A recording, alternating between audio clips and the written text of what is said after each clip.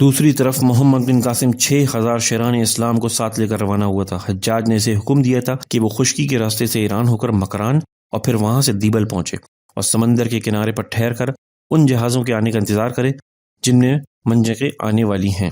چنانچہ محمد بن قاسم عراق سے گزر کر ایران میں پہنچا اور کئی روز شیراز میں ٹھہرا۔ جب مجاہدوں نے آرام کر لیا تو وہاں سے روانہ ہوا اور مکران میں پہنچ گیا۔ مکران میں بھی ایک اسلامی گورنر رہتا تھا، گویا اس طرف مکران ہی سرحدی صوبہ تھا۔ یہاں کے گورنر کو اس لشکر کے آنے کی پہلے ہی سے اطلاع ہو چکی تھی اور اس نے دیبل تک رسد پہنچانے کا انتظام بھی کر دیا ہوتا، اور اس نے تمام مجاہدین کی بڑی خاطر مدارت کی۔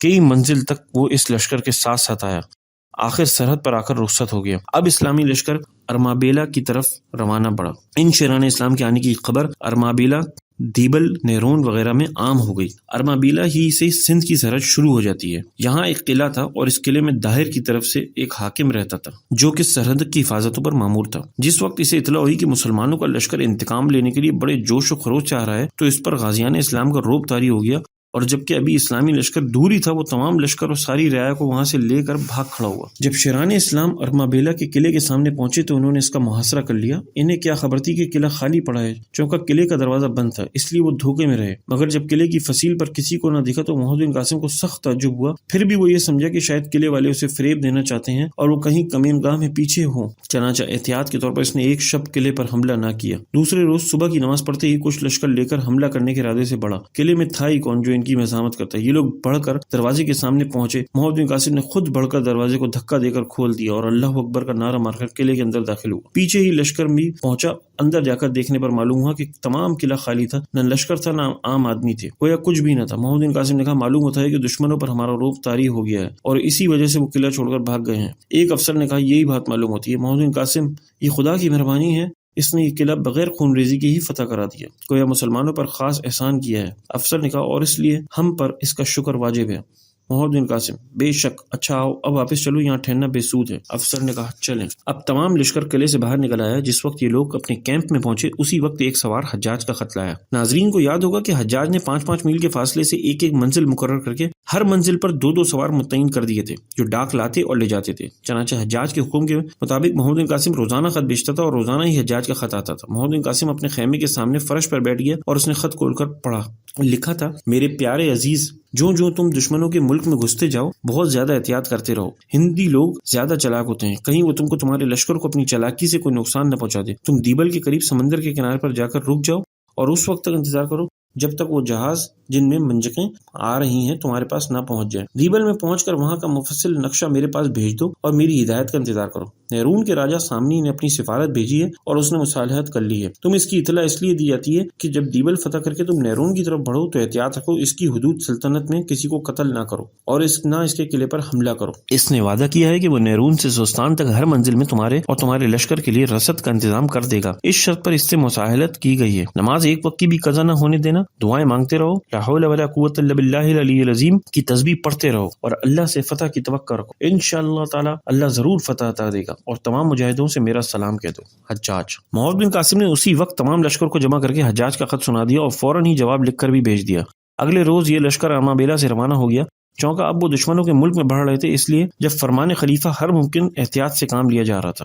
مکران کے گورنر نے رسد کا ایسا معقول انتظام کر دیا تھا کہ ہر منزل میں لشکر کے پہنچنے سے پہلے رسد کے چھکڑے پہنچ جاتے تھے اور اس سے اسلامی لشکر کو بڑا آرام پہنچتا تھا۔ ارمابیلا سے آگے بڑھ کر ایسا جنگل شروع ہوا جس میں اس کثرت سے درخت کھڑے تھے کہ ان کے نیچے ہر وقت اندھیرا رہتا تھا اور ہزار کوشش کرنے پر بھی آفتاب کی شعاعیں زمین تک نہ پہنچتی تھی۔ چنانچہ راستہ ہی اسی جنگل میں سے ہو کر گزرتا تھا، اس لیے درختوں کو کاٹ کر راستہ بنانا پڑا تھا اور اس وجہ سے لشکر کے کوچ کی رفتار سست ہو گئی تھی۔ مگر مجاہدین اسلام کو ایسا جوش تھا کہ وہ درختوں کو گراتے اور راستے کو صاف کرتے ہوئے بڑھے چلے جا رہے تھے۔ کہیں کہیں انہیں آبادی بھی ملی مگر بالکل ویران، اور ایک بندہ تک بھی اس میں آباد نہ تھا، جس سے معلوم ہوتا تھا کہ وہ مسلمانوں کے آنے کی خبر سنتے ہی بھاگ گئے تھے اور آبادیوں کو ویران کر گئے تھے۔ اس دشوار گزار جنگل کو طے کر کے یہ لوگ کھلے ہوئے میدان میں پہنچے۔ چونکہ اب عصر کا وقت ہو گیا تھا، اس لیے وہاں انہوں نے قیام کر دیا جبکہ خیمے نصب کیے جا رہے تھے۔ اس وقت چند ہندو سوار گھوڑے دوڑائے آتے نظر آئے۔ تمام مسلمان ان کو دیکھنے لگے۔ ان میں سے ایک بے شک قیمت زیورات پہنے ہوئے تھا اور باقی معمولی دھوتیاں کیے ہوئے تھے۔ جب وہ قریب آئے تو ان میں سے ایک شخص نے دریافت کیا، کیا تمہارا سردار کہاں ہے؟ لوگوں نے محمد بن قاسم کی طرف اشارہ کیا، وہ سوار اس کی طرف بڑھے۔ اسی عرصے میں محمد بن قاسم نے فرش صاف کرا لیا تھا۔ سوار اس کے قریب جا کر رکے اور گھوڑوں سے اتر کر فرش پر جا بیٹھے۔ وہ حیرت سے محمد بن قاسم کو دیکھ رہے تھے۔ ان کا خیال تھا کہ مسلمانوں کا سردار کوئی بڑا شخص ہوگا، محمد نہ صحیح تو ادھیڑ عمر کا ضرور ہوگا، لیکن جب دیکھا تو وہ ایک نوعمر لڑکا تھا۔ آنے والوں میں سے ایک شخص نے کہا، کیا آپ ہی اس لشکر کے سردار ہیں؟ محمد بن قاسم نے جواب دیا، میں سردار نہیں بلکہ اس لشکر کا خادم ہوں۔ وہی شخص ہمارے راجا سامنی ہیں، نہرون کے راجا، انہوں نے آپ کے وائسرائے حجاج سے صلح کر لی ہے، شاید آپ کو ابھی یہ باتیں نہ معلوم ہوئی ہوں۔ محمد بن قاسم، مجھے معلوم ہو گیا ہے۔ اب سامنی نے کہا، میں اسی لیے حاضر ہوا ہوں تاکہ آپ کو یہ بتا دوں کہ دیبل پر داہر نے کافی لشکر بھیج دیا ہے۔ اول تو وہ قلعے ہی کی نہایت مضبوط ہے، دوسرے لشکر زیادہ آ گیا ہے، اس لیے اس کا فتح ہونا آسان نہیں ہے۔ اس کے علاوہ اس فکر میں ہے کہ شب خون مار کر آپ کے لشکر کو سراسیمہ اور پراگندہ کر دیا جائے، لہٰذا آپ کو ہوشیاری سے کام لینا چاہیے۔ محمد بن قاسم نے کہا، میں آپ کی اس اطلاع دہی کا شکریہ ادا کرتا ہوں، مجھے راجہ داہر نے طلب کیا ہے اور میں وہاں ضرور جاؤں گا۔ غالباً اس نے اپنے تمام محکوم راجاؤں کو مدعو کیا ہے اور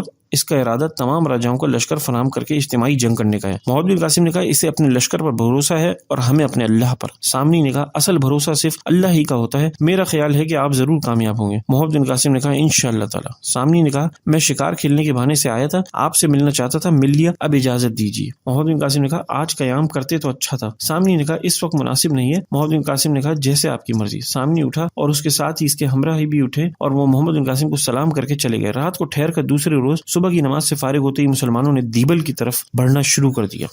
دوسری طرف مظلوم اور بےکس قیدیوں کو برج کے تہہ خانے میں بند کر دیا گیا اور ابھی کو ان کی حفاظت و نگرانی میں دے دیا گیا۔ اس میں شک نہیں کہ ابھی نیک دل انسان تھا، لیکن پنڈت و اعلیٰ طبقہ کے ہندو شودروں اور اچھوتوں سے اس درجہ بچتے تھے کہ کیا مجال جو ان کا سامنا بھی ہو جائے۔ اگر کوئی پنڈت یا کوئی معزز ہندو کسی راستے سے گزرتا ہوتا اور اتفاق سے کوئی اچھوت بھی نگاہ نکلتا تو اچھوت کے لیے لازم تھا کہ وہ راستہ چھوڑ کر اتنی دور جا کر کھڑا ہو کہ اس کی صورت اچھی طرح نظر نہ آئے اور پنڈت کی طرف سے اپنی پشت کر لے، منہ اس کی طرف نہ کرے اور جب وہ گزر جائے تب خود چلے۔ اگر کوئی بدبخت اچھوت اس کے برخلاف کرتا تھا تو اسے سزائے موت دی جاتی تھی۔ ہندو اور پنڈت مسلمانوں کو بھی ایسا ہی سمجھتے تھے اور اس وقت بھی سمجھتے ہیں۔ کیا مجال ہے کہ کوئی ہندو کسی مسلمان کے برتن یا کھانے پینے کی چیز کو چھو دے، مگر آج کل کے مسلمان ایسے بحث ہو گئے ہیں کہ وہ اپنی اس ذلت کی پرواہ تک نہیں کرتے۔ اگر سودا لیں گے تو ہندو سے جس کے قریب بھی کھڑے نہیں ہو سکتے، بھنگی کی طرح سے الگ کھڑے رہتے ہیں، اور ہندو دکاندار اس طرح سے سودا دیتا ہے کہ اس کا ہاتھ میاں جی کے ہاتھ کو کیا میاں جی کے ہاتھ کی ہوا تک بھی اس کے ہاتھ کو نہ جائے۔ کیا ہمارے لیے قابل شرم بات نہیں؟ ہم مسلمان ہیں اور اس بات کو خوب جانتے ہیں کہ ہم سے زیادہ پاکیزگی اور طہارت کے ساتھ کوئی قوم نہیں رہتی، اور اس کو بھی مانتے ہیں کہ ہندو مشرک ہے اور مشرکوں کے لیے خدا کا ارشاد ہے کہ مشرک ناپاک اور نجس ہوتے ہیں۔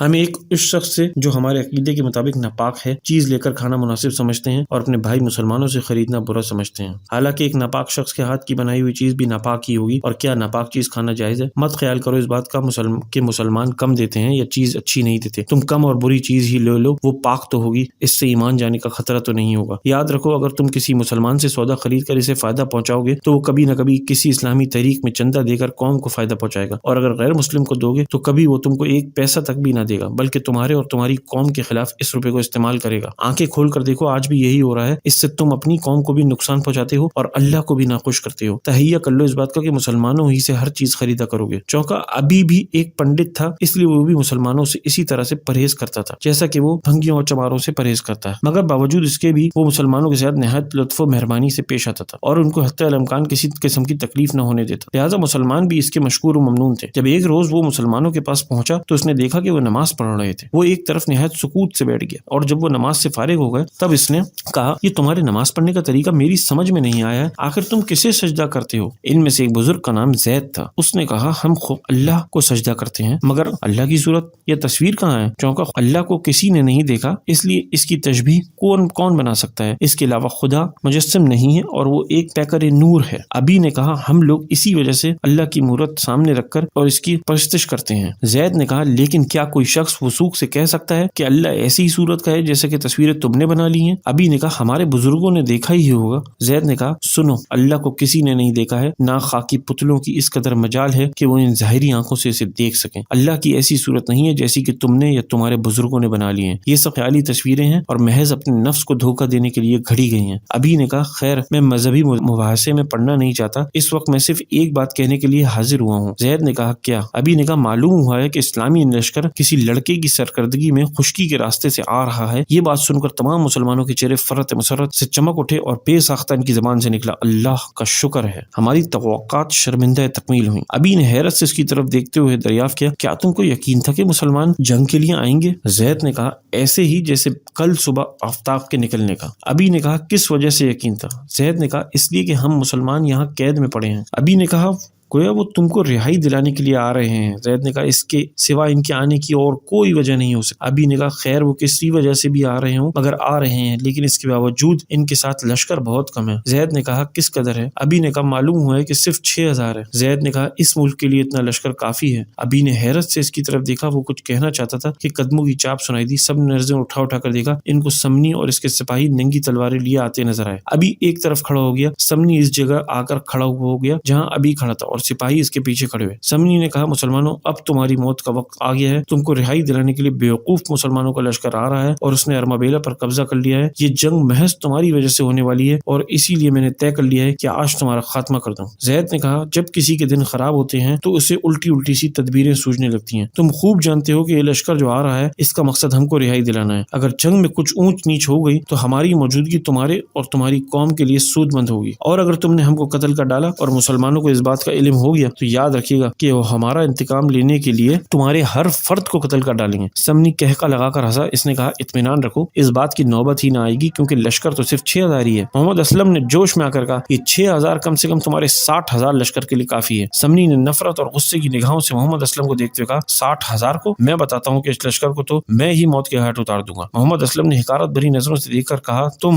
جو کہ محض اس وجہ سے اکڑتے ہو کہ ہم نہتے اور تمہارے قیدی ہیں، اگر تم مرد ہو اور بہادری کا دعویٰ ہے تو صرف ایک تلوار دے دو اور پھر تم اپنے تمام ان سپاہیوں کے اکیلے مجھ پر حملہ کر دو۔ اگر تم نے مجھے مار ڈالا تو سمجھ لینا کہ شاید تم کامیاب ہو جاؤ۔ سمنی خوب جوش آ رہا ہے تم کو، مگر یہ تمہارا جوش ابھی سرد کر دیا جائے گا۔ اس نے سپاہیوں کی طرف دیکھتے ہوئے کہا کہ دلیروں بڑھو اور ان سب کا خاتمہ کر دو۔ ابی نے کہا لیکن حضور میری ایک بات سن لیجئے۔ سمنی نے اس کی طرف دیکھ کر کہا کیا؟ ابی نے کہا یہ لوگ ہمارے قیدی ہیں، ہم کو ان پر تمام دسترس و کمال ہے، جب چاہیں گے ان کو قتل کر ڈالیں گے، مگر اسلامی لشکر حملہ کرنے اور انہیں رہائی دلانے کے لیے آ رہا ہے، مناسب یہی ہے کہ جنگ کے فیصلے تک ان کو زندہ رکھا جائے۔ سمنی نے بگڑ کر کہا ایک پنڈت سے ایک بزدلانہ مشورہ کہ اور کیا امید ہو سکتی ہے؟ محمد اسلم کی طرف اشارہ کر کے مگر بےہودہ نوجوان نے میری توہین کی ہے، میں ان میں سے ایک کو بھی زندہ نہیں چھوڑوں گا۔ سپاہیوں سے کہا ہاں بڑھو اور سب سے پہلے ان کے بچوں کو قتل کرنا شروع کر دو تاکہ ان کے سینے میں اولاد کے داغ پڑ جائیں۔ سپاہی آگے بڑھے، عورتوں نے اپنے بچوں کو سینوں سے لگا کر پیار کیا۔ ایک کمسن عورت نے کہا اللہ آزمائش لے رہا ہے، ہماری ایمان کے امتحان کا وقت قریب آ گیا ہے، بچوں والیوں دیکھو اس وقت تمہارے قدم لڑکھڑا نہ جائیں۔ تمام عورتوں کی آنکھوں میں آنسو جھلک رہے تھے، وہ حسرت بھری نظروں سے اپنے معصوم بچوں کو دیکھ رہی تھی۔ بچے بھی بھولی صورت بنائے ان کی طرف دیکھ رہے تھے۔